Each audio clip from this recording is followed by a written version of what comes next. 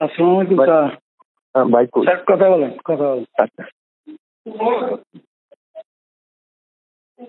Hello, ভাই আসসালামু আলাইকুম। কোথায় আছেন? আমি বাসায়। আপনি আজকে প্রেসে ব্রিফিং করলেন না? আমি দু একদিন না করি ওষুধ দিয়ে। ও আচ্ছা, কোন নির্দেশনা আছে? নির্দেশনা কারফিউ কন্টিনিউ করবে।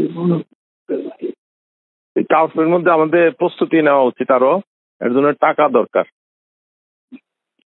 হ্যাঁ, কার্ফু চলাকালীন সময়ে আমাদের কিছু প্রিপারেশন থাকা দরকার। যে আমাদের কাছে যা ফুয়েল টুয়েল যা ছিল সেগুলা কিন্তু সবারকে প্রায় শেষ। আজকে শেষের দিকে খুব বেকায় দিয়েছিল।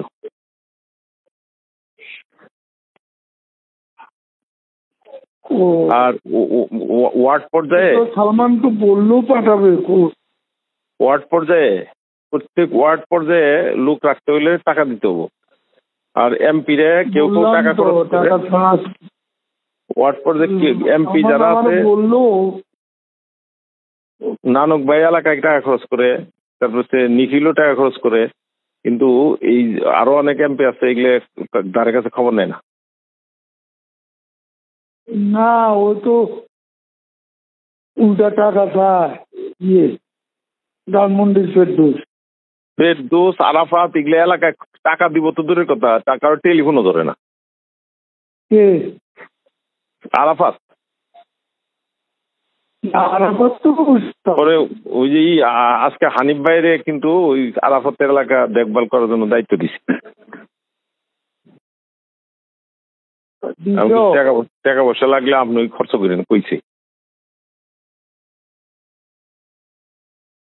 আমি তো টাকা খরচ করার লোক না।